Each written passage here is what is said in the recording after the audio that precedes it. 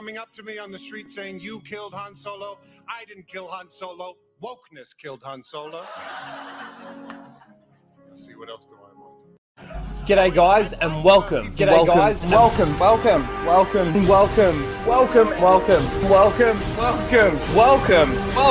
back to Casual Rage.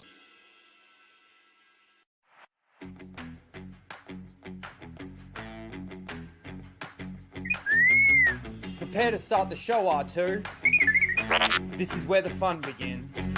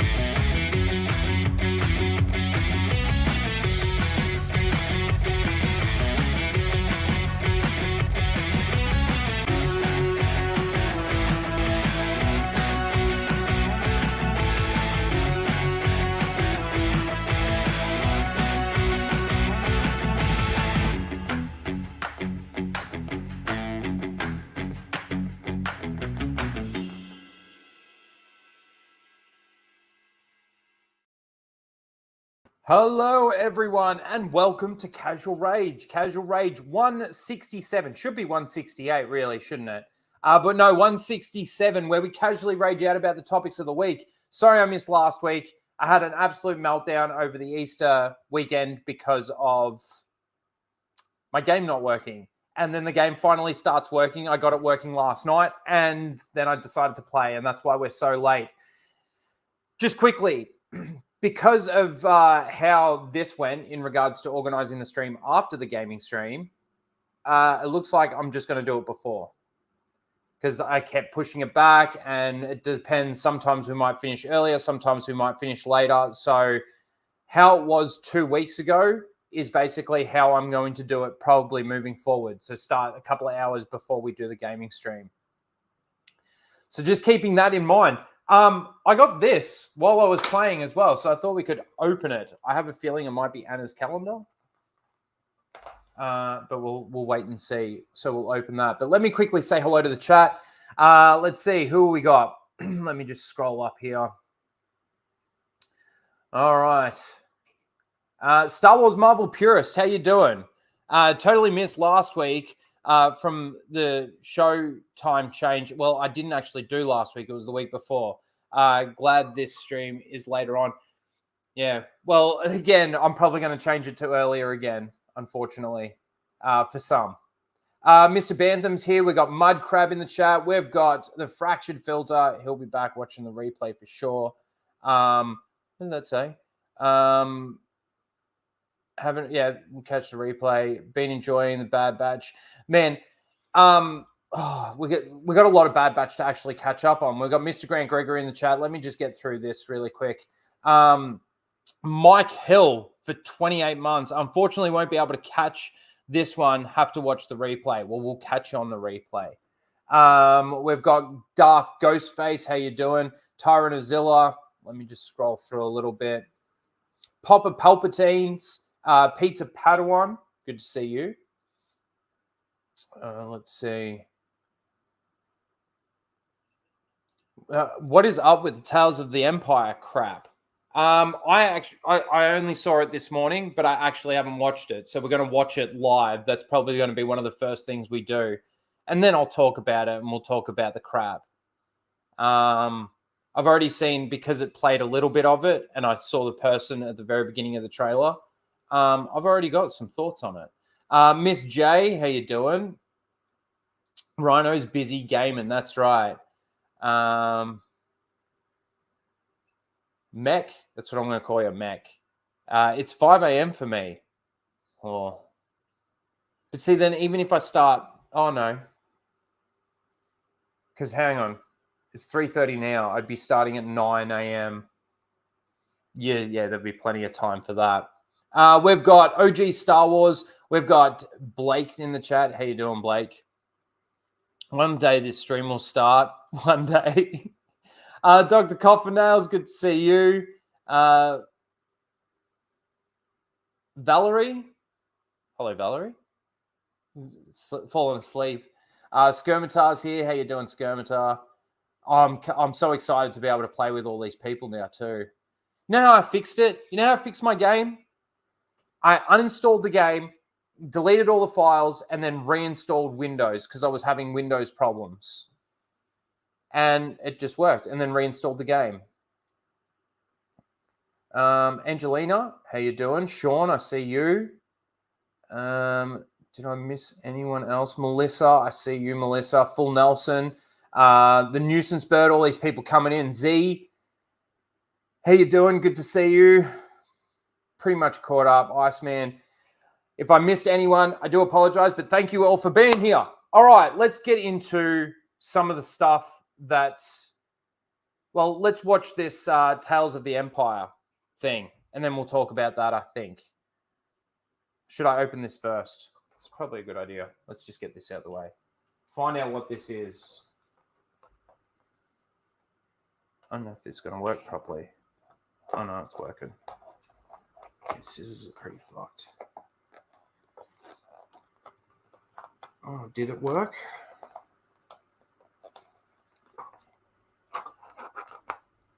It should work. Oh, come on.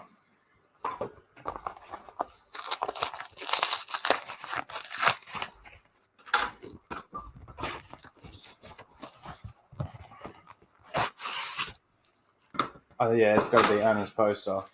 Anna's calendar.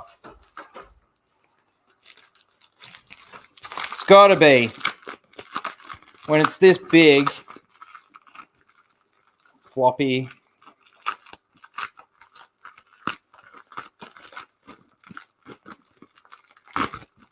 Why is Rhino ignoring Grant? Why did he call me?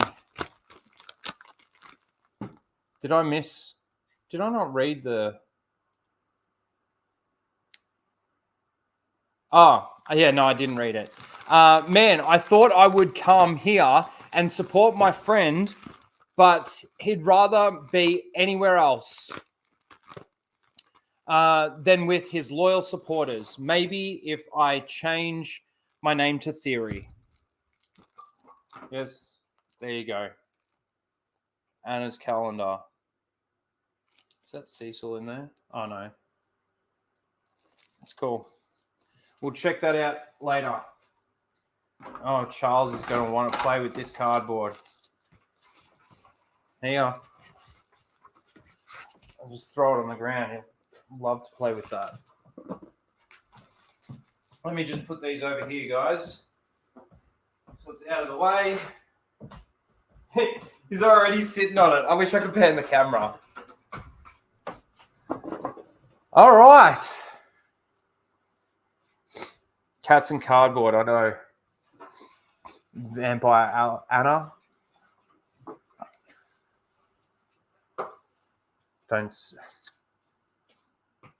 Don't get the pages stuck, Rhino. Don't get the pages stuck. Finally got something to wank over now. All right, let's watch this Tales of the Empire. It makes me wonder too. Tales of the Jedi, Tales of the Empire. What else are we going to get? Tales of the Sith. Sort of the same thing as Empire. Let's see. Oh, it's 2 minutes long.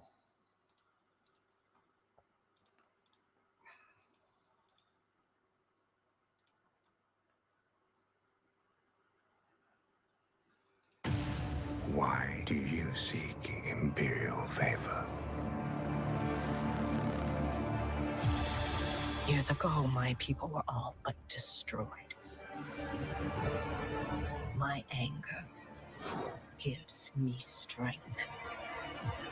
It is that strength I offer that empire.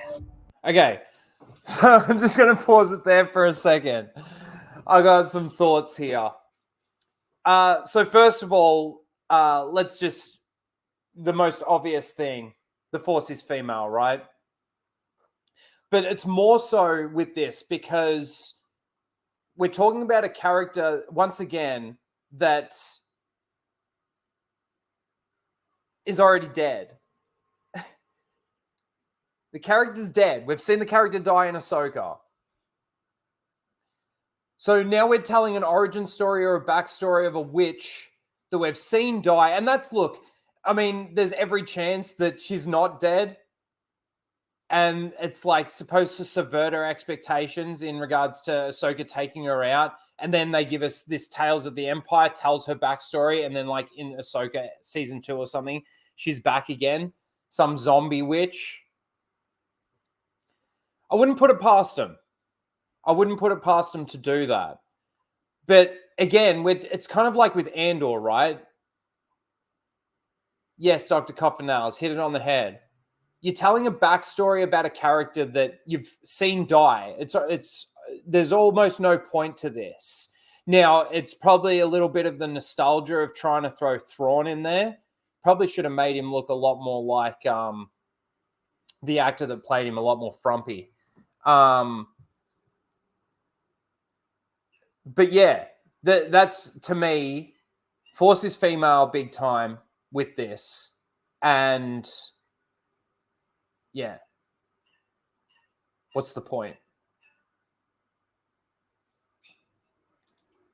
Ghostface for 6 months says, sorry I missed the last Casual Rage back on the 21st of March. It's all right, man. It was my 25th birthday that day, and I went out for the day to celebrate it. Well, happy birthday for that day. Oh, no, it was something else. Hope you had a good Easter as well, Rhino. Well, I hope you had a good Easter too, man. And happy birthday. God, to be 25 again, that would be awesome. Makes me feel so old. But yes, happy birthday, Ghostface. Yeah, so there you go. That's my thoughts on this so far. What's the point? Now, I don't think that this as well is, I mean, we're yet to see it, but I don't think that this is going to tie in at all with any of the story threads from Tales of the Jedi. Then you never know. It is Dave Filoni. Offer accepted. Oh, I'm here to present you with an opportunity, Barris. oh, Barasoffy. Just be We're glad you're bringing not a her in. Jedi anymore. Do you reckon? Be glad you're not a Jedi anymore. Do you reckon?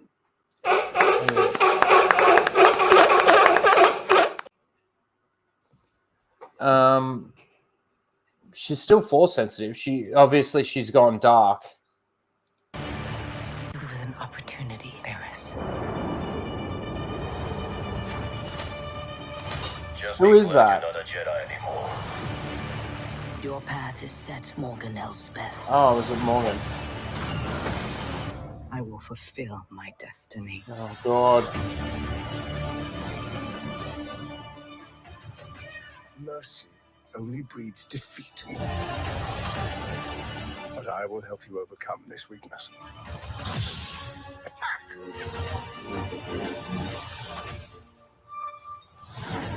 You said the Empire would help to change things. Everything comes at a cost.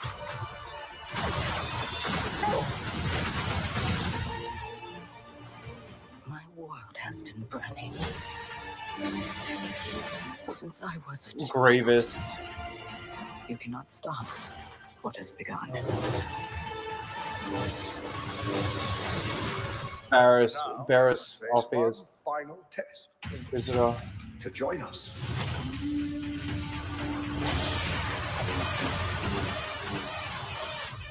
Are they going to make her Time you meet your new master. kill Vader?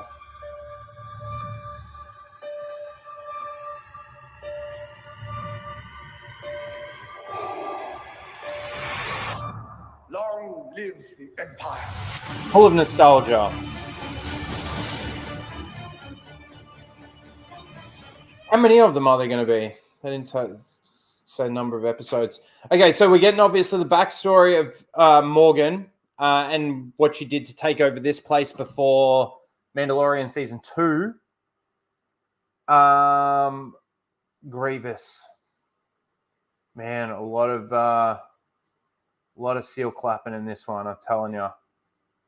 And Vader at the end, especially Vader at the end. Okay.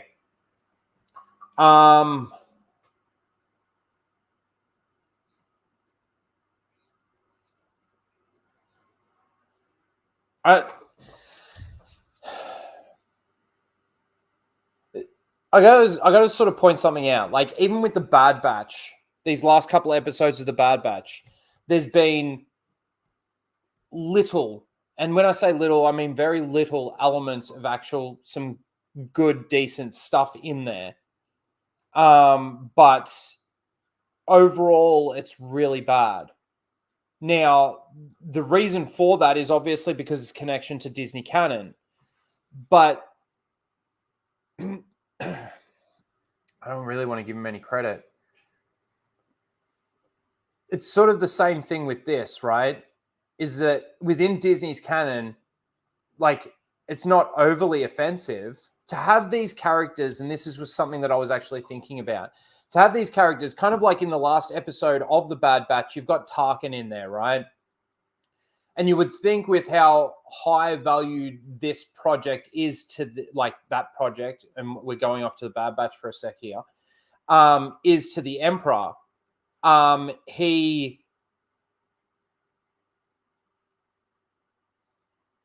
You would basically expect to see Tarkin in that series. So to me, it's not necessarily jangling keys when you do something like that, as long as it sort of fits within the story, which it kind of does. And it's probably the same thing with this kind of thing, but it's within their canon. So I don't like it. Like Barriss Offee becoming an Inquisitor. Like, have we seen her? I'm sure that... Have we seen her before we're seeing her as an Inquisitor here? I'm trying to remember. What does this show accomplish? No, we don't need the show. That's the thing. That's what it really comes down to, is like you're basically telling the story of a character that's dead, or that we believe to be dead.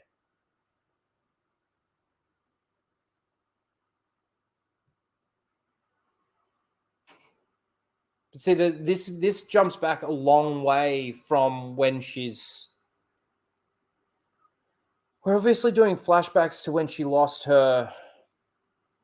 When her planet was basically purged. That's all this stuff. But she doesn't look like she ages much. Oh, there you could say. Barriss. And then we cut back to Morgan taking out droids.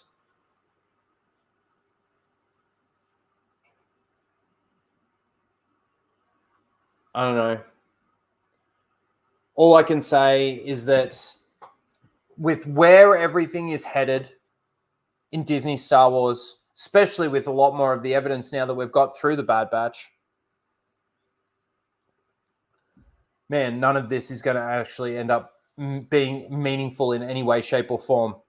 Even if you isolate it into Disney's canon. I mean, I've even thought about like the rewatchability of everything that I've actually watched when it comes to Disney Star Wars, which is pretty much everything. There's no want to rewatch it because of where especially it goes.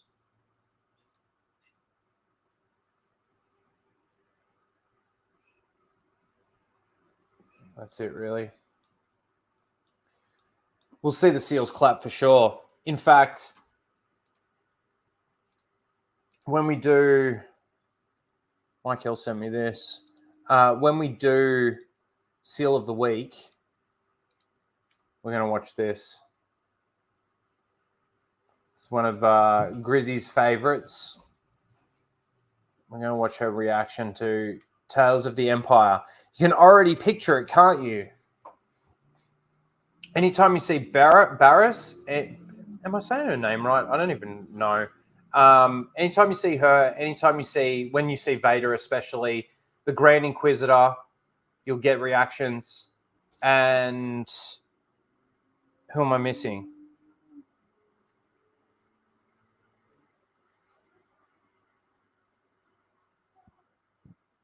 I'm sure there's someone I'm missing. Barriss, Vader.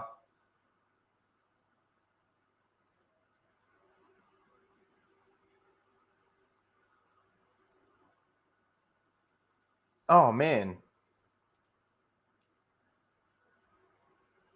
Grievous. That's who I was missing. Grievous.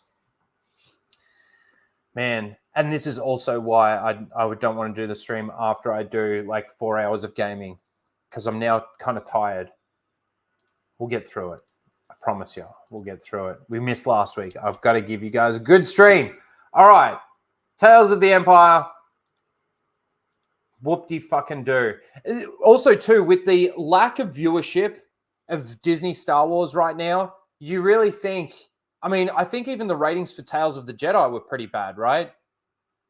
Do you really think people are going to watch this? They're trying to tease as much as they can. Vader, Grievous, like we've gone through the list.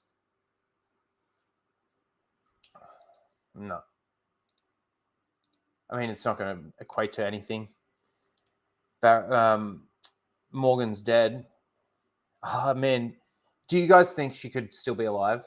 I mean, well, obviously she could, but do you guys actually think that they would do, like, they're going to do that? Again, asking if you think that they would do that. Well, yeah, of course they would. Riff for $5 says, "Hail Rhino, when talking about Disney, we need to say, may the shill be with you." Okay. May the shill be with you. I'm going to write that to Jacob. Thanks, Riff. All right, let's move on. Let's see. Now, we will get to basically the 3 episodes, the one that we missed last week and the 2 from this week of the Bad Batch. No one is ever really gone, Rhino. It's true.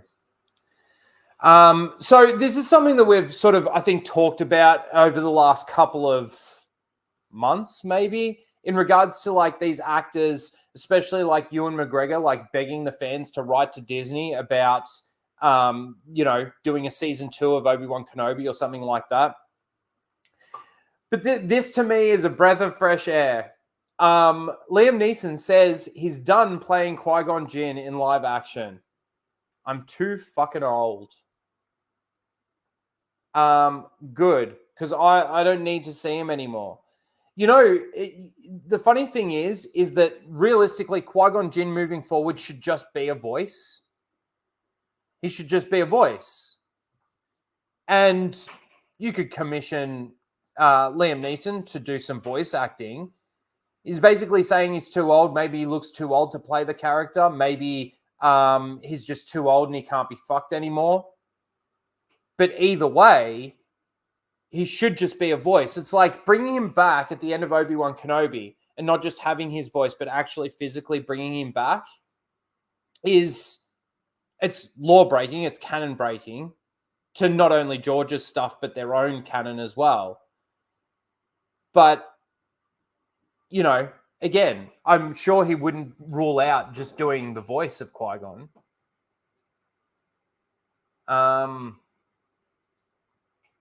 But yeah, he doesn't want to do it. Too old.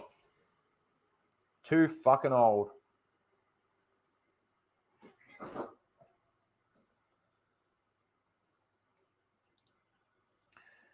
Didn't Grievous die before Anakin became Vader? Yes, But that's where I'm thinking this is a flashback to when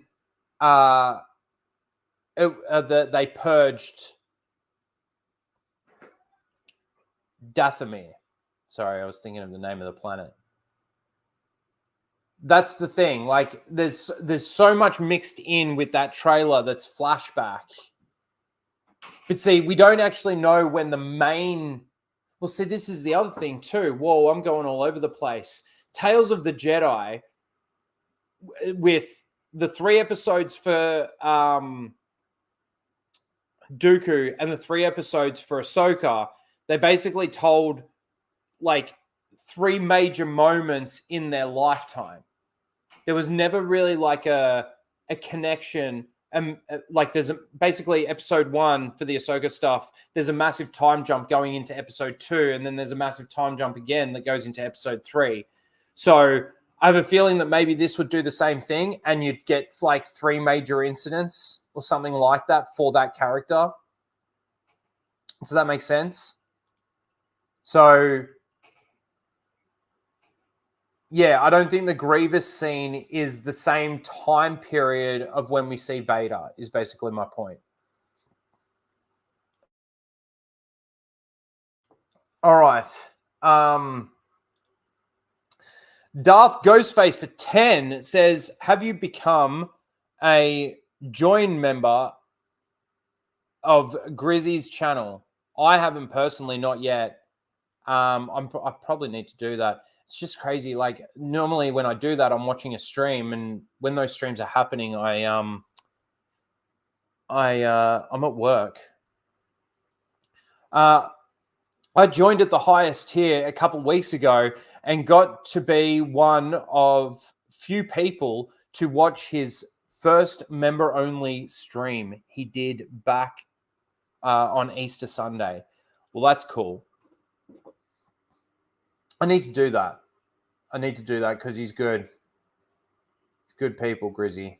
And then Darth Ghostface again for another $5 says, you should also check out Tim's new Jacob Sucks. Is that what it's supposed to be?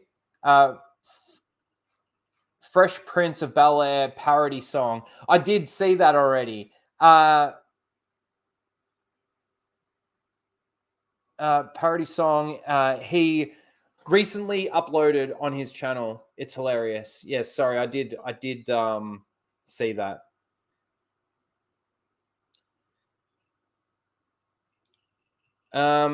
Soul Assassin asks, Rhino, do you think they'll bring Starkiller in the show? Oh man. I don't. The hard thing is the fact that they've already called something Starkiller Base. No, I don't think they will.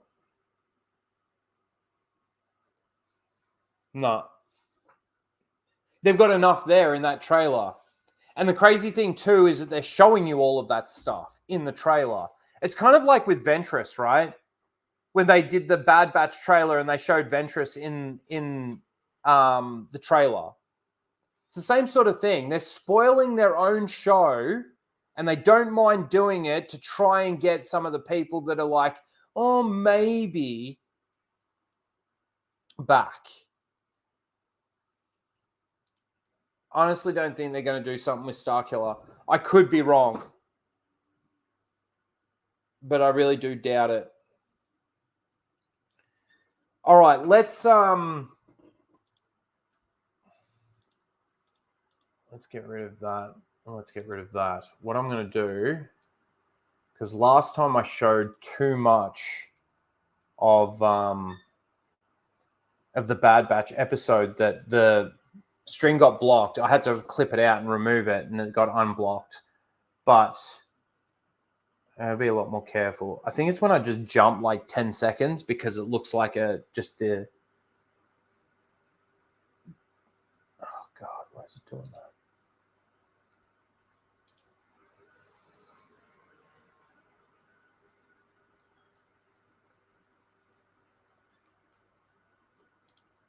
Season 3. We're going to go back to episode 9.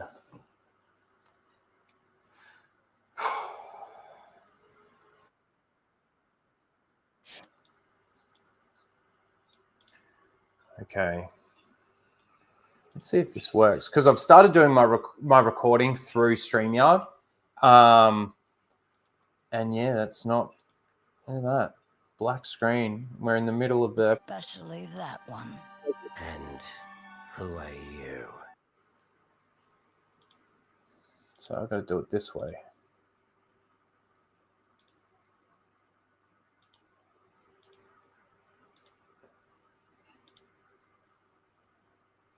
There you get a picture. All right. So this is episode 9. Okay. It is basically just the episode that they bring Asajj Ventress into. Asajj has found them based on the information that Fennec gave to her. She says that she found them that way.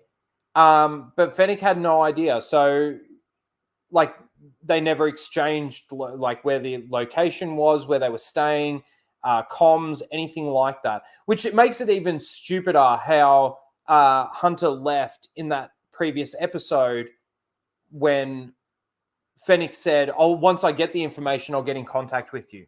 How is she ever going to be able to do that when they didn't exchange details, basically? So that was pretty stupid. But they basically go through, and Asajj sort of explains to them what midichlorians are. That's really the only information that they get moving forward to know what the Empire, to get any clues to what the Empire is actually doing, is that midichlorians are something that's in the blood that gives you the potential to use the Force. And then Omega starts going, "What? So I could be a Jedi?" And then instead of just testing the blood to see what her midichlorian count is, Asajj just goes through a series of tests with her, like balancing on one leg with a fruit on her head or something. If I can get a picture of it. While this is all happening too, there you go. The Bad Batch guys do some research and get some intel on who Asajj actually is. They figure that out. Asajj sends her on another test, and they end up having a fight.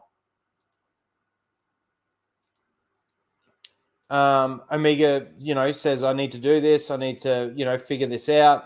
And then there's a bit of, it's just basically, Asajj accidentally summons this big sea creature, this massive sea beast.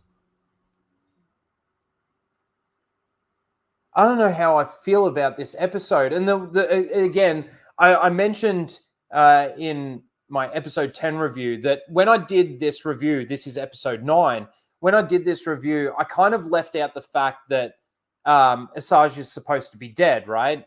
From the Dark Disciple book. But we sort of covered that when we talked about the trailer for the Bad Batch, because they revealed that Asajj was going to be in it. But it's the fact that Asajj is sort of training or testing Omega to see if she's Force sensitive or able to use the Force in any way at all. Asajj is, I don't know. She's not really, she doesn't work for the Empire, and she just works for herself.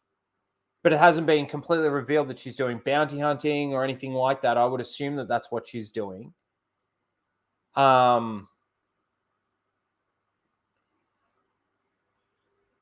The Sundowners Club, how you doing? For $5 says, "I thought Asajj was dead. Nothing Filoni does surprises me anymore." It's so funny that you say that. Wanted to send some support to Rhino. Well, thank you. I appreciate the support. And yes, it's so funny. Nothing Filoni does surprises me anymore too.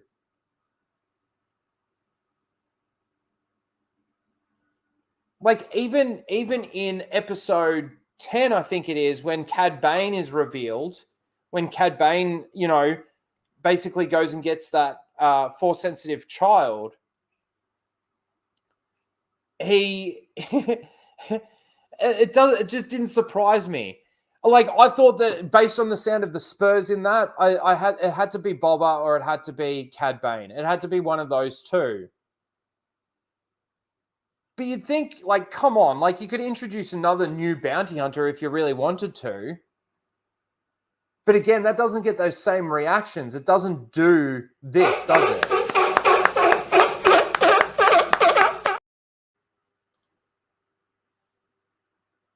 But they've got to create that. Thank you for the super chat. But yes, Asajj is supposed to be dead. She died in the Dark Disciple book, sacrificing herself to save Quinlan Vos from Dooku's Force Lightning. Filoni is authentic. And SWA becomes a member. I appreciate that. Let me just check to see here. Became a lore master. Dude, that ain't cheap. Thank you very much for the support. You can now use the seal clapping emojis. All the other emojis. So at the end of the day, this episode, it was kind of... Oh, let me just finish before I go into just some general thoughts on it. They figure out that, well, Asajj, based on the tests, says that she doesn't have a high metachlorine count or she's not force sensitive. And then they, after Omega runs off, they question her and say, you're lying. And she's like, well, I can't 100% tell from these tests, but she basically failed when it comes to using the Force. But see, it's all a setup, isn't it? It's all a setup. And I'm glad I've got the context of these last two episodes while I'm talking about this, actually. It's almost a blessing in disguise that I missed last week and I can do it like this. But at the end of episode 11, once Omega is captured, she's sitting in the ship. And of course, it goes to this snap close-up of her closing her eyes and sort of meditating. Taking what she learnt from these tests and basically just putting faith to it and, you know, hoping that maybe it then gives her an ability. Because she didn't fail all the tests. She got that fruit from at the top of the mountain and brought it back down to her before the sunset. That was the second test. So it's all a setup. It's all a setup to make Omega Force sensitive. By the end of this series, by the end of this season, Omega is going to use the Force. Okay, these are just some wild out there predictions. But again, when you think about Dave Filoni and you think about what they've actually done with the Force and you think about what they're, you know, planning on doing moving forward. I mean, just think about the amount of times you've seen somebody now get stabbed by a lightsaber and not be killed. You wouldn't put it past them to make an... again, you've got Sabine Wren in the Ahsoka series that goes from... We've seen all this backstory of her, right? Throughout the Rebel series and everything that we've had. Never once, even when she was doing her lightsaber training with Kanan, it never once, like, did any sort of Force ability or, you know, Kanan sense anything, Ezra sense anything, and just... boom, all of a sudden, because she's being fucking choked by a robot, by an assassin droid or whatever it is, it's like, boom, unload this amazing ability to now use the Force in amazing ways without really training. Oh, but there's all the training that she did with Ahsoka off screen. Bullshit. It's all bullshit, man. But so, again, with Omega, I wouldn't put it past Dave Filoni and those idiots over there at Disney Lucasfilm to do it like this. Because, okay, think about it again for a second. The kids that they've got in... Well, maybe she's not. The kids that they've got, again, we've got some context from these more recent episodes.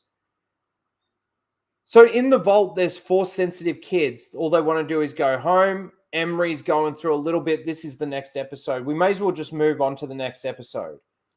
That's pretty much it. That's episode 9. But I guess the biggest glaring out points in this is the fact that she is supposed to be dead. By the end of the episode, all they've really learned is that it's metachlorines is something in the blood that gives you potential. to use the Force?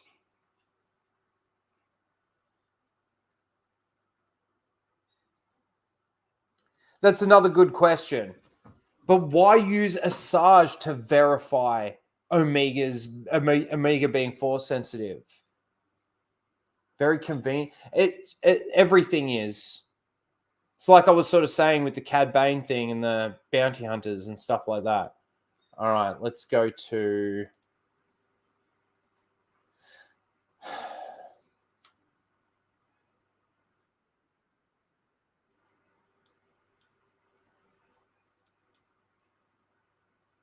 the Identity Crisis. So this is the next episode. Oh, no, we can't share that way, can we?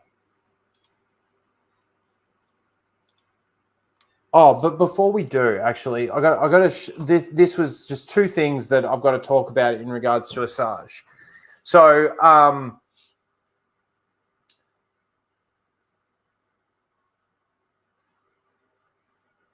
Jennifer Corbett, who is she, by the way? Is she the one that voices Asajj? Hang on a second.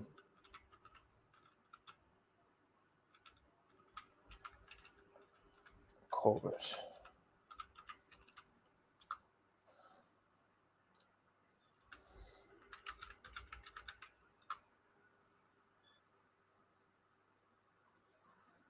She's a writer.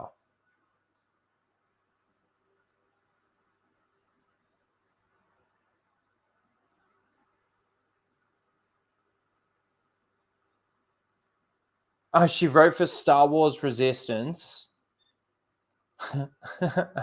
That's not good. That's not good to have on your fucking resume. Okay, so she's just a writer. So she's obviously done some writing for the Bad Batch as well. All right. Oh, can I not? Did that not change? Oh, no, it doesn't because of the way I've shared it. Actually, I don't need to share the audio, so I'll share it the way I was going to here. Okay, sorry, this. Okay, so how she survived, this is obviously the Dark Disciple stuff,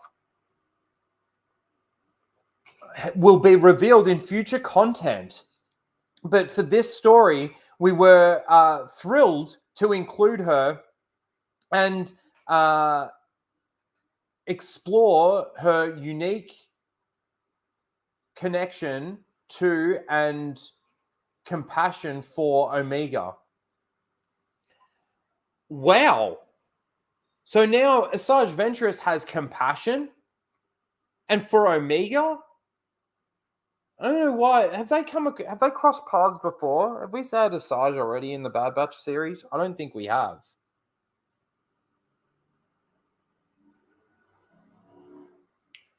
But the main part of this is how she survived will be revealed in future content. She's been buried, man. And this is the whole thing with the witches, right? It's kind of like with what they did with Maul, Darth Maul. He gets chopped in half. The scavengers give him spider legs and he's all fucked up in the head. He goes to Dathomir and the ghost witch of fucking, what's her name? Mother Townsend comes back to life just to do a magical thing to bring him back to sanity and use some of the droid leftover parts from the battle to make his legs. You think you can't see this coming? You've got no other way of doing it other than that.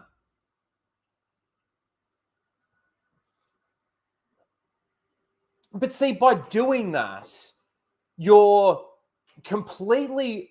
there's no point basically reading the book Dark Disciple, right? Because it's just been retconned.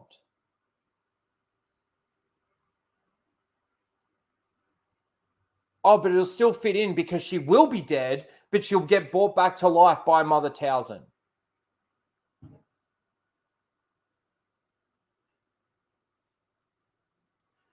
No, that's incorrect.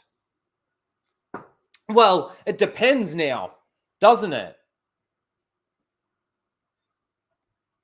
Because if you read the Plagueis novel, when Maul's mum does finally find Palpatine and hand Maul over to Palpatine as an infant, she's afraid of Mother Talzin.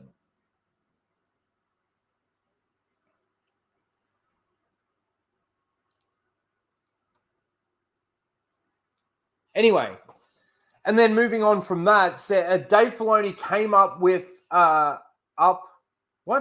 Dave Filoni came up with the idea of Asajj Ventress returning in the Bad Batch. Oh, and then it just says, read more about how Ventress return came to be from Filoni. I'm not going to read that now. And you know what it'll probably be? The answer will be this. There'll be no answer in there. It'll just be that, how she survived will be revealed in future content. It'll be a spoiler if we tell you that.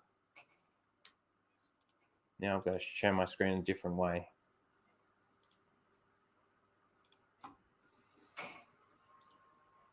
Get rid of those tabs.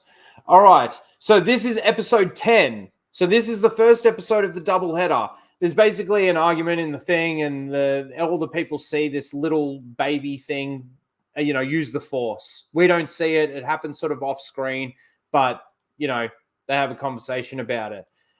Emery asks for Nala Say's job and gets it, goes into the vault and finds that the kids are in the vault. Now, there's something that I made a mistake on. I can't remember which, I think it might have been my episode 10 review.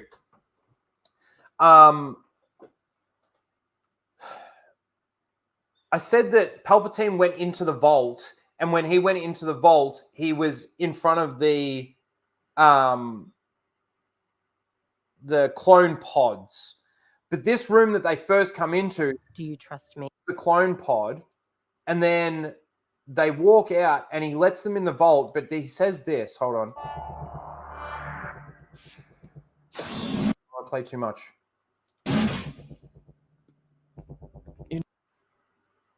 I bet you it's right there too. In addition to the assets in the sub-level containment chamber. So the sub-level containment chamber was where they just were, and that's where the clones are being made, the things that Palpatine went and inspected. But I did find it funny that when you go and watch that, Palpatine walks into the vault like what they're about to do here, and then it cuts to him in front of the... Well, it doesn't cut, like it cuts to like the Bad Batch or something, but then when it cuts back to him, he's in the room with... they make it really confusing. They've just basically subverted your expectations of what's in the vault by now revealing this in this episode. So what happened in the previous episode is that there was basically a time jump. Palpatine went into the vault, went and visited these kids, these Force-sensitive kids, while we were off looking at the Bad Batch doing something, and then when we cut back, he was already left that vault and went to the sub-level containment chamber where they've got the clones happening. But they did the edit like that so that it would confuse you and think that, the cloning pods are the things that are in the vault. What for? I don't know. It's kind of like when they set up a mystery box of who Fennec Shand was talking to, if you've been watching along with my reviews. Fennec Shand's talking to Asajj Ventress, and instead of us seeing or hearing what Asajj is saying to Fennec, we just hear muffled sound and we don't see a picture. They don't even use, you're not even facing that direction to be able to see it. But they muffle the voice. But then 2 minutes into the next episode, they reveal that it was her that she was talking to. It's almost like they just wanted a week of the people that actually care about this to speculate who she was talking to. It's like making the mystery box for the sake of making a mystery box, but then not even really making it much of a mystery, because by the time you get 2 minutes into the very next episode, it's revealed who it was. Stupid. And it's the same thing with this. So Emery gets access to the clone, the high metachlorian count kids. Cad Bane captures. No, he calls in for Cad Bane. And it's basically all we see. It's Emery going through like a crisis because these kids just want to go home. And Emery's realized that they're being sort of held there against their will. She goes and visits Nalase. Nalase is like, what are you going to do now? This is where we get Tarkin, who wants to know why all these funds are needing to go to this project. He's like, well, that's classified, even from you. But, you know, this is of high importance to the Emperor. So you better give me the money. But he also threatens back and he says, you know, if this fails, whatever you're trying to do fails, better watch yourself. Then he contacts the clone assassin and says, we need Omega. Don't come back without Omega. Cad Bane shows up. Sorry, we missed that. Cad Bane showed up and sold that Force-sensitive goat and then drops it off to Nalase. She tries to find out where he got that bounty from. Doesn't reveal it. And then by the end of the episode, Emery's given like the toy that Omega made to this kid. So she's getting too attached. Now, as I said in my review of this episode, they do a good job with the character in regards to, you know, showing her going through this moral dilemma, you could say. She wanted the job. She got the job. And now that she's got the job and she's realizing what they're actually doing and that these kids are being held against their will and all of this kind of thing, you know, she's going through second thoughts. You can kind of see it. But it's just a shame that this character is like another female clone of Jango Fett. She's like another Omega. I wonder if she's tested her own blood with the M count stuff. She's a clone after all. True?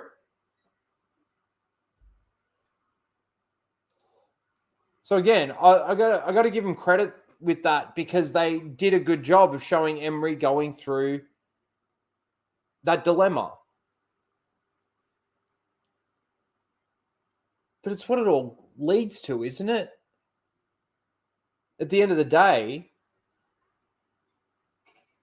this entire project, Project Necromancer, is sequel trilogy explanation garbage.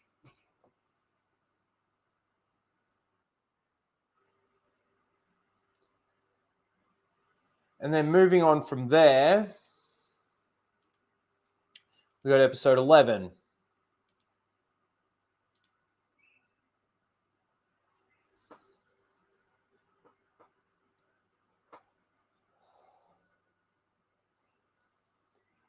Do you think the clone assassin from the Bad Batch is Tech? I do. I do because I don't think that they're, again, smart enough to just write a generic character that, you know, can last, not be killed or whatever. And, yeah, I think they're smart enough to kill the character, though. And I think it's going to be one of the, like, Hunter. It'll be Hunter or something that kills that clone assassin. And then it'll be revealed that it's Tech and he's shattered because he just killed one of his brothers.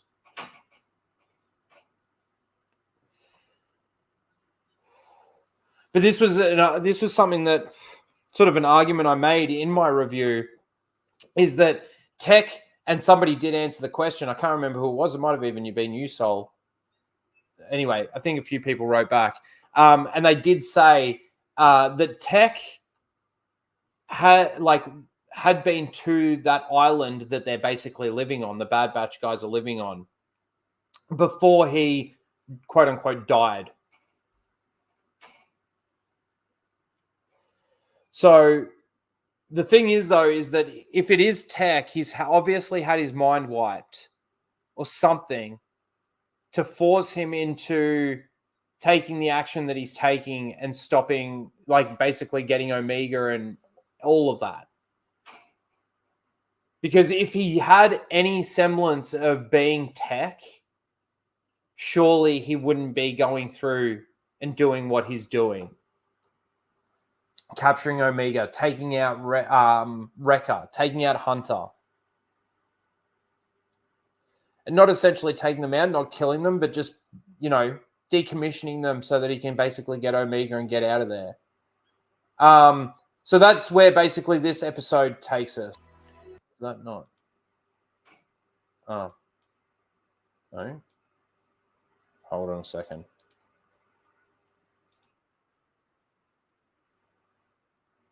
Oh, that's better.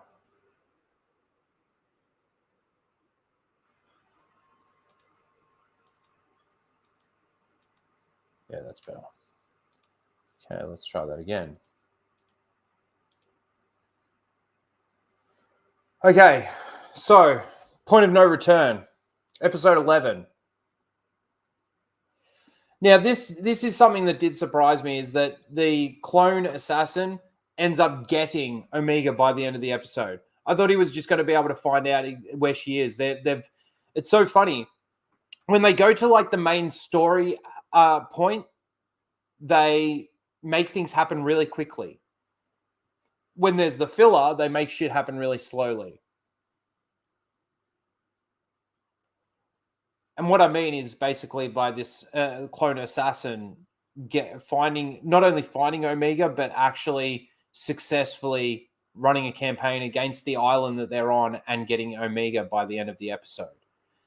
So he gets the intel from Finn. He sneaks aboard her ship and gets her navigation data. That's pretty much all that happens there.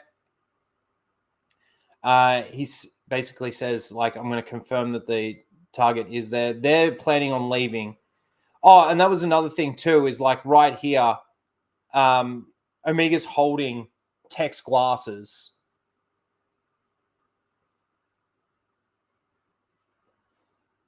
Oh, now this was something I didn't think about. Was Tech wearing his glasses when he fell?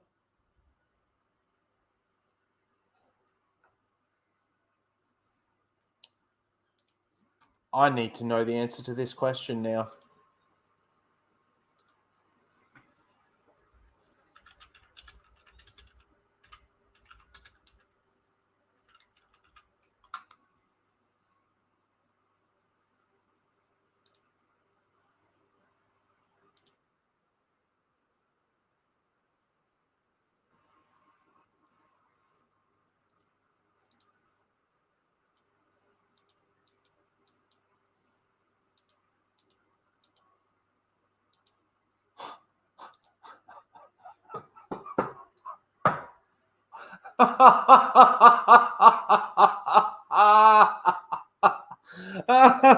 Oh my God.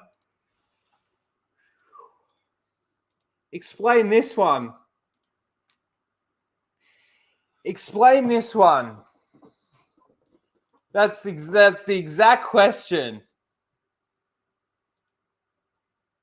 Tech has his glasses on when this is the Tech's death scene.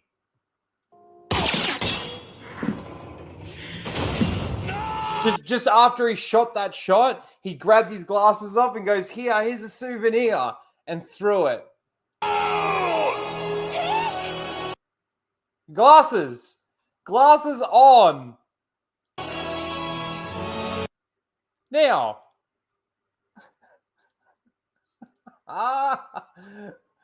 Oh, wow.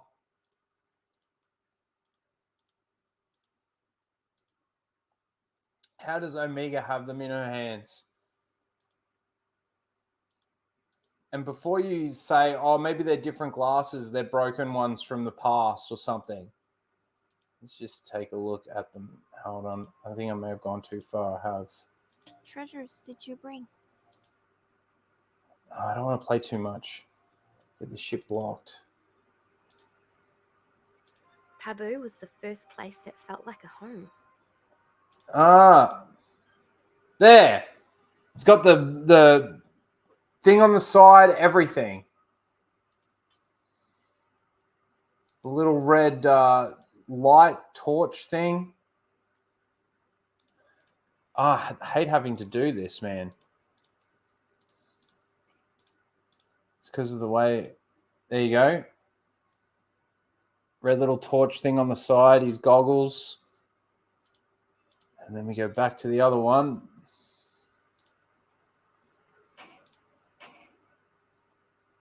On the side, the goggles. How did she get them, Dave? Now, this is a great example. This is a great example of, you could say that this is a nitpick. You could say that this is a nitpick. But even if it is a nitpick, does it make the criticism of what we're actually seeing here any less valid? We just saw Tech die with his glasses on. They didn't go back and retrieve his body. They didn't. None of that ever happened. But she's got his goggles. She's got his glasses. Anyway, moving right along. Now, this was another thing that I noticed. He comes in like the assassin. He flies onto the planet. And now you got to remember that this is an island, right? When ships come in, even when they're friendly ships, you see them coming in from a long way off, right? It does surprise me that he was able to basically, he sort of hid his ship. And it was the same thing with Asajj Ventress's ship. Not one person saw the ship coming in. But he basically jams their computer and flies in and lands like where Asajj landed her ship. And you would also think too that after Asajj just shows up out of nowhere, being able to track them down, that they would either get out of there quicker or at least set up some sort of way of tracking that cave. It's basically a landing platform. Even when the clone assassin went to put the information in of where he could land, it came up as like a spot. Oh, there's a spot there I can land. Okay, we'll go into that cave. We've got to jam their systems first and just hope that none of the actual people can see me. Anyway, he basically gets eyes on the target. He calls in the Empire. He takes out Wrecker. He takes out Hunter. It's just down to Omega and Crosshair left. They're going through the entire island and, beating people up and, killing people. They don't care. They're about to set one of the houses on fire, and Omega walks out, gets captured. The whole plan is for Omega to get captured. She takes a comm device just in case they don't scan her, and they can track the comm device. That doesn't work. She gives the comm device over, and then the other plan was for Crosshair to shoot a tracking device onto the hull of the ship that Omega gets put onto, which is this ship, the clone assassin's ship. But just as that happens, he's about to do it, and he gets confronted by some stormtroopers. By the time he fires off the shot, he misses. There it goes. Falls into the water. And then at the end of the episode, this is where you get that close-up of her breathing and meditating.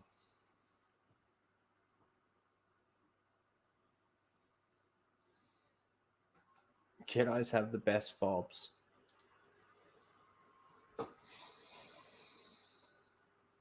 So at the end of the day, this is just teasing that Omega's going to be force sensitive, which is ridiculous. I'm so pissed now that I didn't notice the goggle thing when I was doing my video. Because that's a glaring out point. That's It's kind of like, okay, if they want to make the argument that the books that they're writing aren't necessarily canon, and once they adapt it to screen, that then becomes the canon, because they've done that so many times with Ahsoka's book. They've done that with so many of their novels that they've completely retconned certain parts of their books. So it makes the book completely irrelevant. But this isn't even like that, because we saw Tech with his glasses on when he died. And now in season 3, it's like, you know what's really funny about this too is that nobody else out there, or nobody that's, you know, enjoying this or saying that this is good or anything like that, would even want to know. They wouldn't even ask that question, because once they get the answer, then they've got to try and spin their headcanon some way in regards to why she's got him.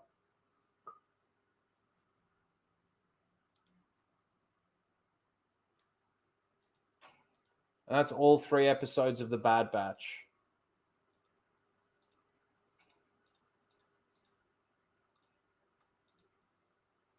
Can't believe that. Actually can't believe that.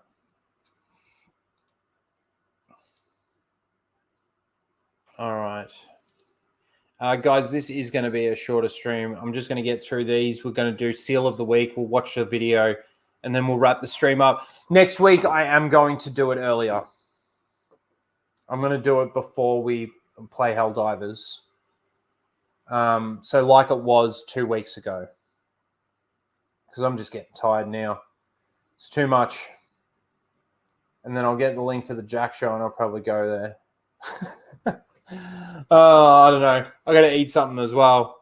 All right, let's quickly go through just a couple of things. So this is kind of like the actors asking, you know, it's a breath of fresh air to hear Liam Neeson say, "No, I don't want to do it anymore," because I don't want to see him anymore. But Daisy Ridley wants to see Finn become a Jedi in her new Star Wars film. I mean, my question with this is John Boyega even wanting to do it? How much money would it take to get John Boyega back in the Star Wars saddle after what they did to his character and what they did to the scripts and everything?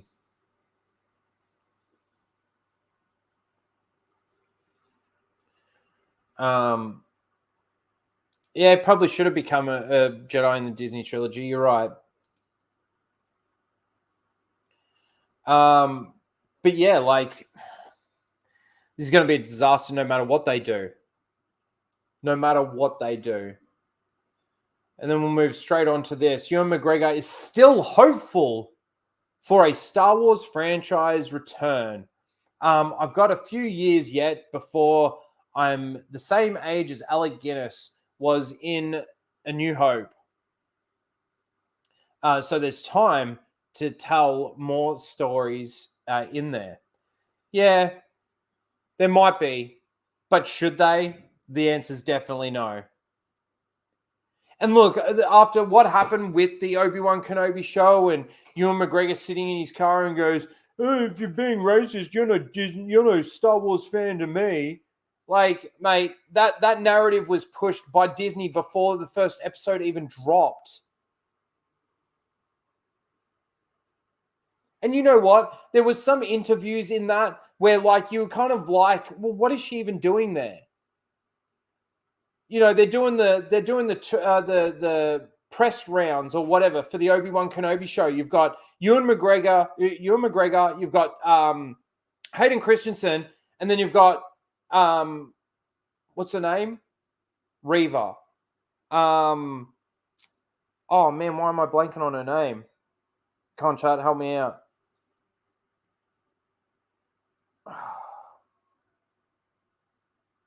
We'll get it in a sec. But she was there, and the people asking all the questions, like the people doing all the interviews and everything, only asking really those 2 questions, Ewan McGregor and Hayden Christensen.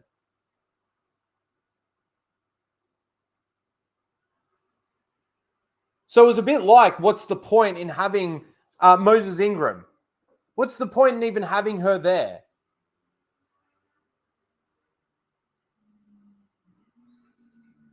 She's there in a pink fucking puffy jacket, looking completely out of place. And yeah, she did fucking cancel me. She looked out of place, and it's not because she's a black woman. It's because she's pushing a character that was completely unnecessary and completely like, it was a bad acting fucking performance.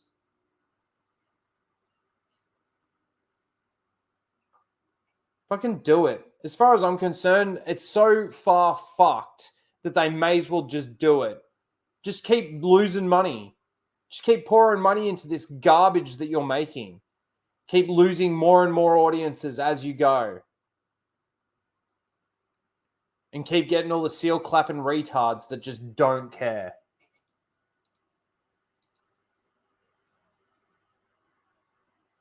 Reva is the worst Star Wars character. It's hard to deny that. It's hard to deny that. And is that Moses Ingram's fault? No, her performance was pretty shit. I'd say that's a little bit on her.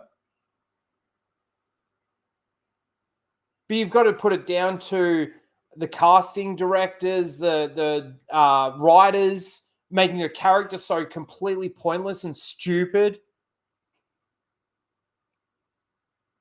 That character, Reva, is a typical example of inserting identity politics when it's completely unnecessary, unwarranted, and makes no sense whatsoever to the story.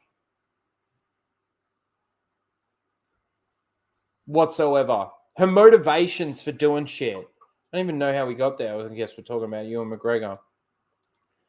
Still hopeful that he can fucking play Obi-Wan Kenobi. So funny. Both Mark Hamill and Ewan McGregor have made me hate them on a personal level.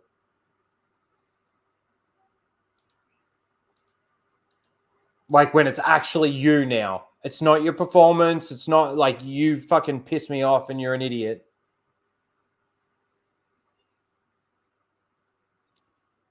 All right, let's get rid of those.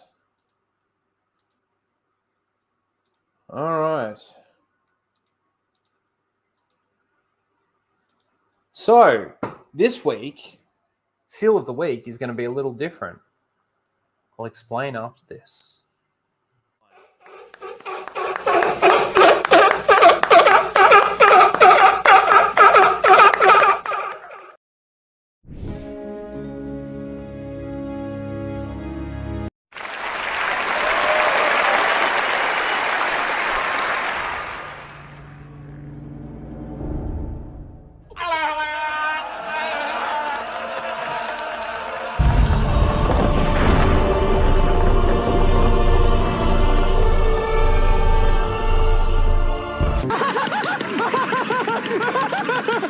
I'm all the Jedi.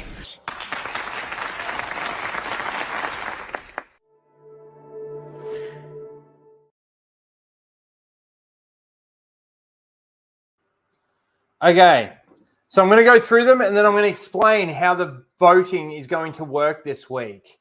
So, of course, we start with Jacob. Of course, we have to start with Jacob. This moment will never not be iconic. I hate the double negative, man. Why can't you just say, this moment will forever be iconic? Or this moment will always be iconic? Or this moment is the most iconic moment? I don't know. Why the double negative? This moment will never not be iconic. So fucking stupid. Still is just as incredible as it was the first in the first teaser for The Rise of Skywalker.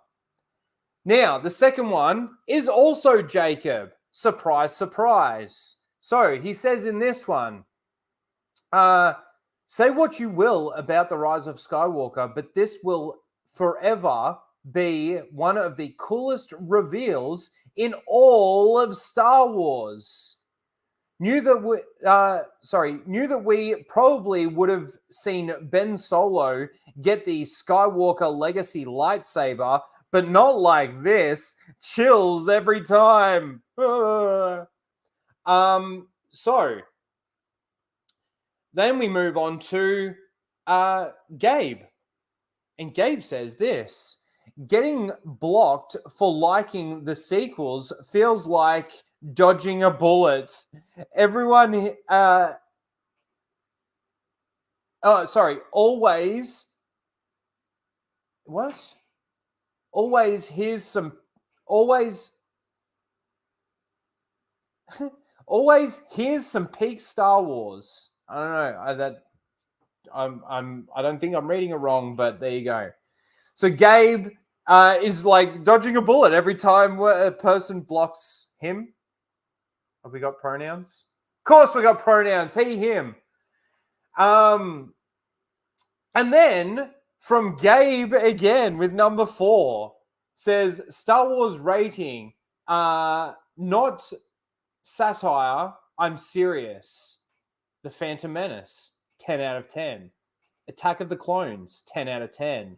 Revenge of the Sith, 10 out of 10. A New Hope, 10 out of 10. Empire Strikes Back, 10 out of 10. Return of the Jedi, 10 out of 10. The Force Awakens, 10 out of 10. The Last Jedi, 100 out of 10. The Rise of Skywalker, 10 out of 10. Wow. Wow. No standards whatsoever. Okay, so how the voting's going to work is you're either going to vote for Jacob or you're going to vote for Gabe. You got 2 each. Who wins it? Let me put the poll in the chat.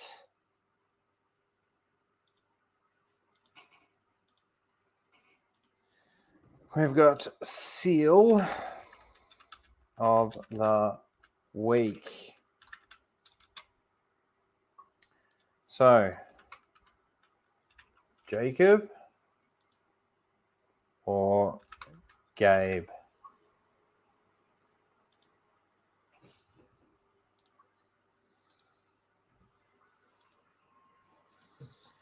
There you go. Yeah, what the fuck is a 100 out of 10? All right. So while you're getting your votes in, so Jacob's 2. There's Jacob's 2 if you want to go back and have a look. Freeze it and read it. There's Gabe's 2. And we're going to watch this. How long is it? It's 9 minutes. 9 minutes? Mike.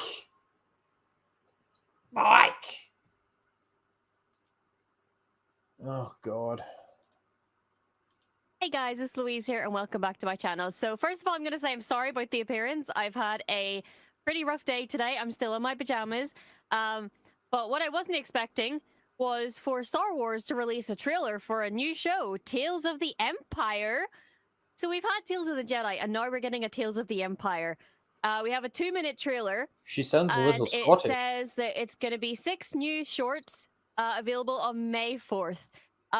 So we're going to react to the trailer. It was literally published 10 minutes ago. So I'm excited. I fucking love this. Let's go. Oh, let's go. There you go. You've already got your first let's go, Grizzy. We're going to cringe. I paused it because I really don't want to watch it anymore.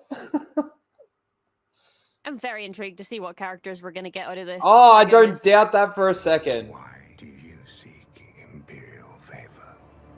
Look, it's already Admiral Thrawn. We didn't even fucking count him because we've already had him in live action. And it... You needed Morgan? Years ago, my people were all but destroyed. Oh, no. My anger Yes. gives me strength. drink. Are you kidding me? The Empire. Offer accepted.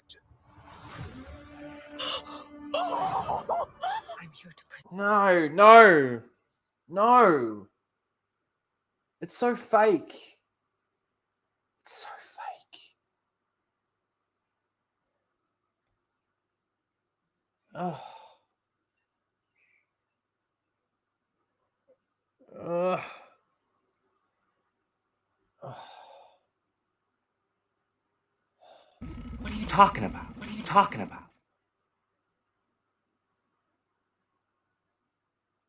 Present you with an opportunity, Paris. Oh, oh, that, oh my God. See the reaction got even bigger. It couldn't get, she was already at like a fucking 9.5.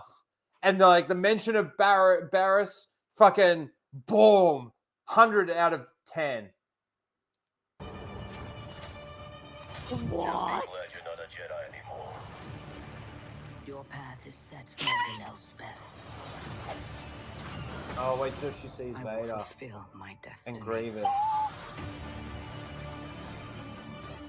Grand Inquisitor. Yep.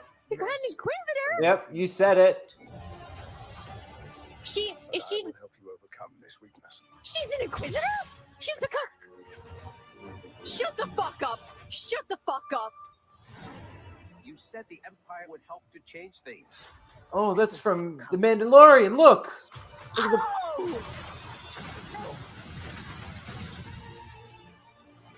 Oh my... The world has been burning Say the name. since I was a child. You cannot stop what has begun. If she cries, Now you must face one final test. Vader's gonna make her cry. Vader's gonna make her cry. It is time you meet your new master.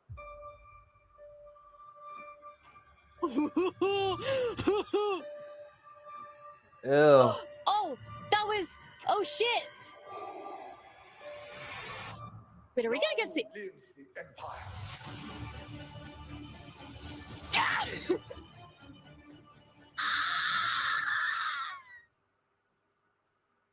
Oh shit! So we can see back there the Inquisitor from Tales of the Jedi, No, that's not Oh, the that's shit. not the same and then we Inquisitor had the from one Tales from of the Kenobi Jedi. as well.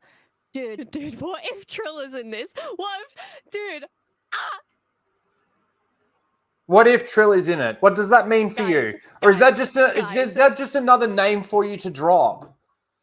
What would that mean to you? Explain that. Why would you want to see Trill? If that's fucking her name. You're talking about the character from the first Fallen Jedi, right? Cal Kestis from his story. I want you to elaborate on why that's important to you.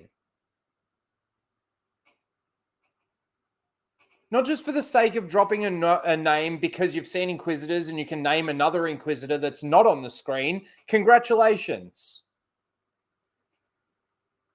Why is that important to you? Fallen Order. Thank you, not Fallen Jedi. It's interesting, isn't it? How, again, the only things that made her react, she wasn't listening. She clearly wasn't listening to really any of the dialogue. Right? Her reactions was to seeing everybody on the screen, all the people that she did. You know, when it went from Thrawn and Morgan to Barriss, it went from this to this. So what are the importance of this? What's the importance of this? What does this mean? What does this mean to the overall story? Oh, again, it was kind of like we talked about at the beginning of the stream. What, we're going to see Morgan's backstory? So we're going to see a backstory to another character that's just dead?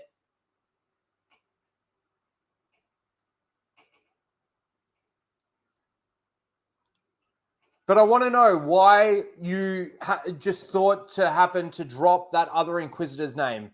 Tron? whatever the fuck it is. I know it's not Tron, obviously, but I don't fucking care enough to remember it. Guys, I feel like my dreams have just cut.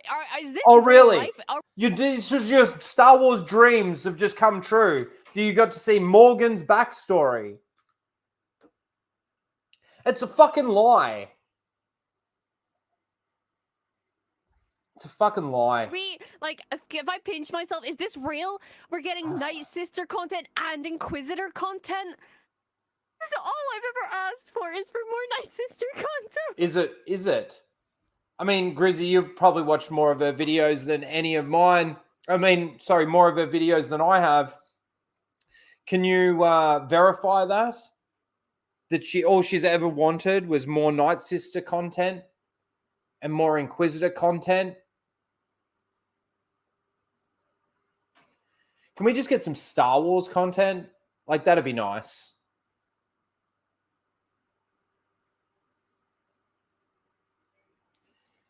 Can we get some Star Wars content that people can actually get behind? Some good storytelling, some good character work, not just throwing people on the screen for people to react like this. Based on Morgan Elsbeth. Whoop-de fucking do. You saw her die in Ahsoka. So why is that important to you? Explain that to me. Don't just jump around and giggle. Guys, I don't know what to say. I don't know what to think. I don't can know tell. What to do. I can tell. This is incredible. This is so exciting. My life is complete.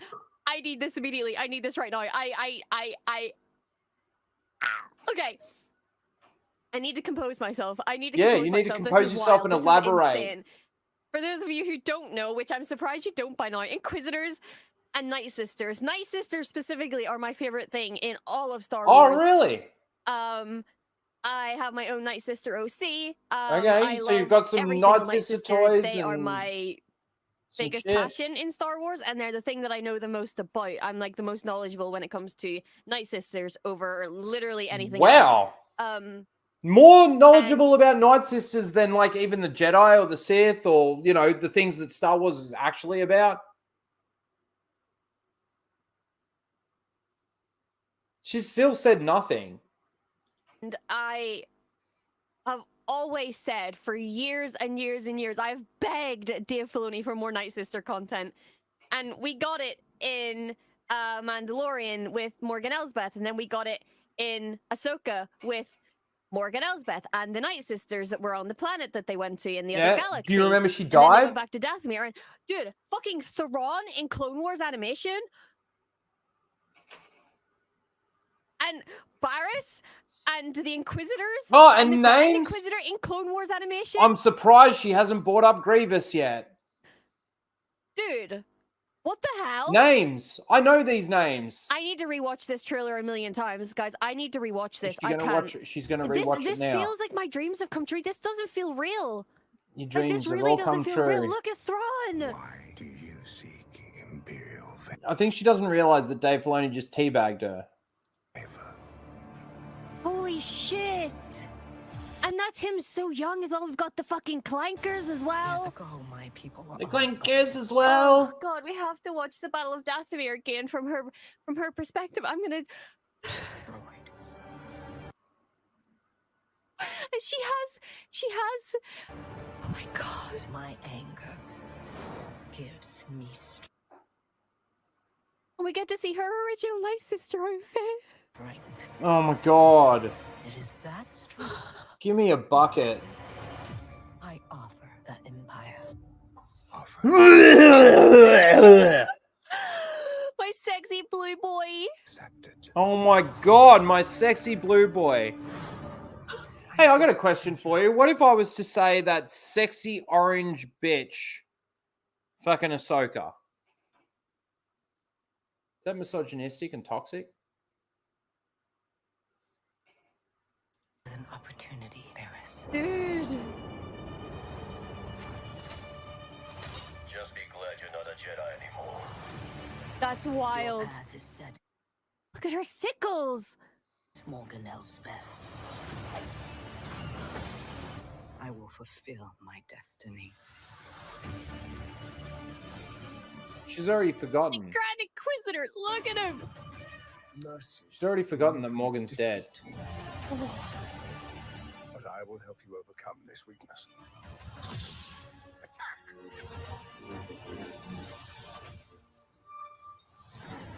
You said the Empire would help to change things. Everything comes at a cost. And she has her Beskar spear as well. Oh my god, it's incredible. This is so exciting.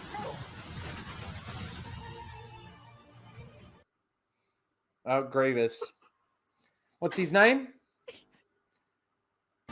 What's his name? You've mentioned everybody else. I have a feeling that she can't remember his name.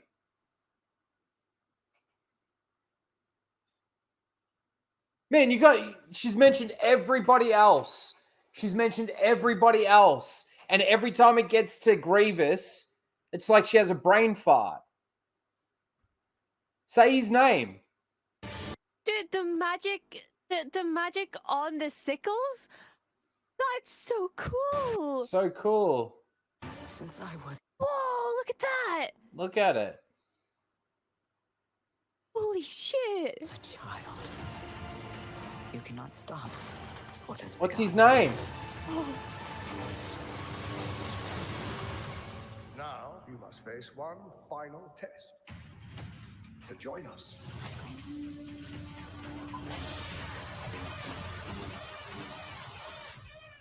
It is time you meet your new master.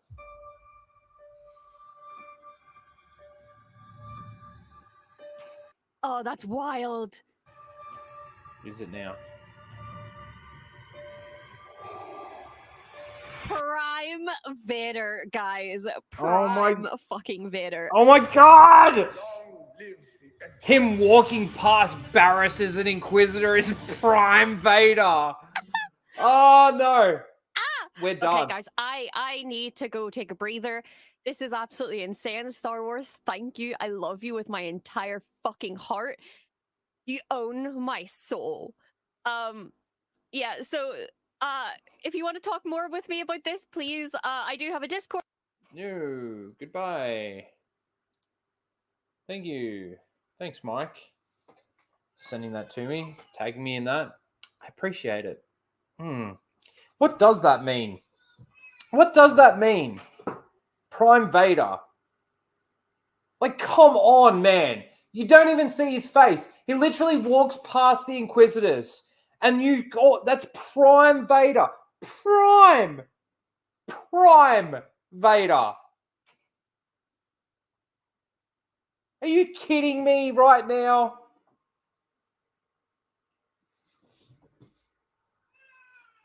Fuck, I feel like I'm so glad I'm not a Disney Star Wars fan, because I would hate to be associated as like in amongst these fans. Doesn't even know fucking who Grievous is. Yes! And you got an hour left. Yeah, no, I'm not giving in to that. Okay.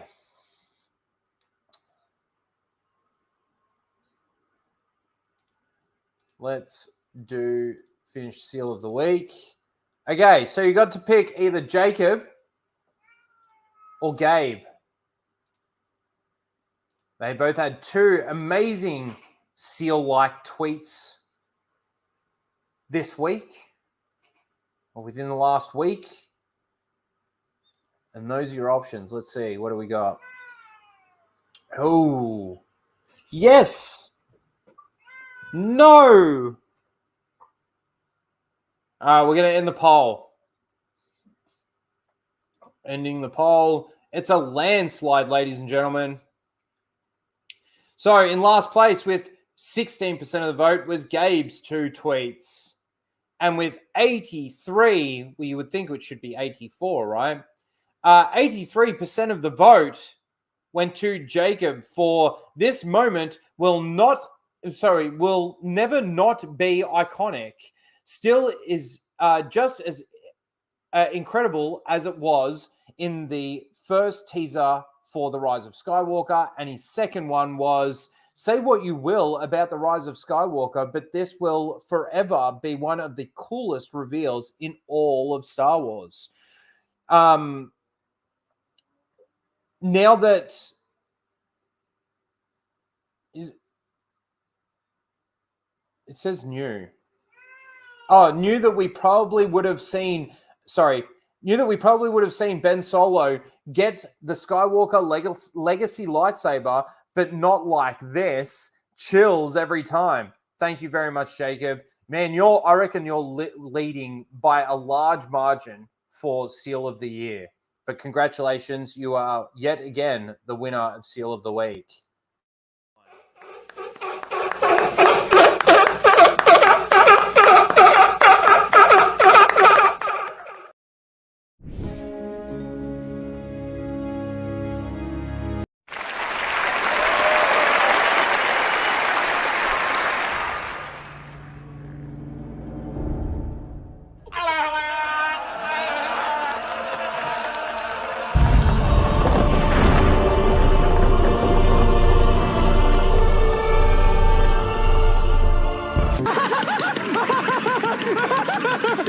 I'm all the Jedi.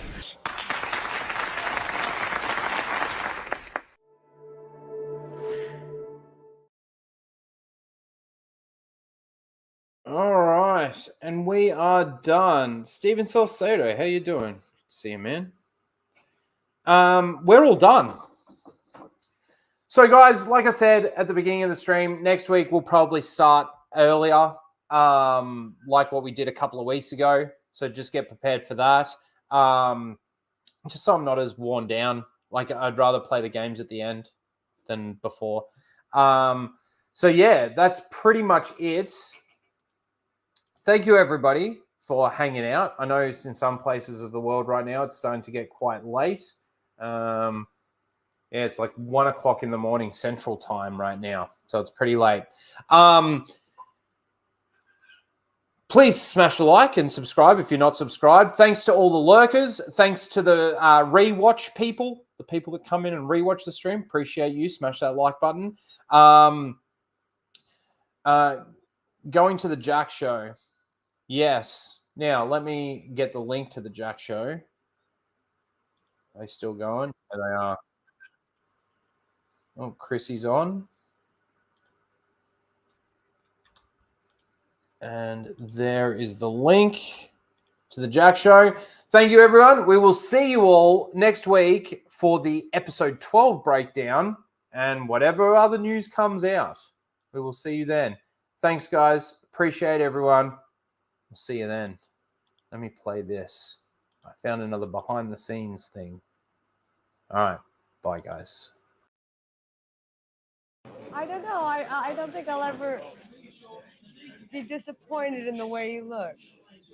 He is what he is. That's the thing. He doesn't pretend to be anything else. He doesn't feel the need to be charming or anything. He's just an unpretentious, very straightforward guy. And I love him.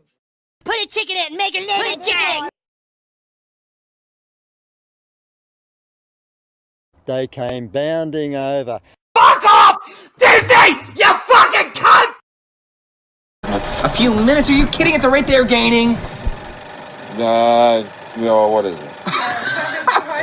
You have to shoot this. Traveling through hyperspace is like dusting crops, kid. Without precise calculations, we fly too close to a store. Or bounce into a supermarket and then... Yeah. Be a hell of a mess. What's that? Watch. You're losing the deflector shields. Go strap yourselves in. Be careful on the way out.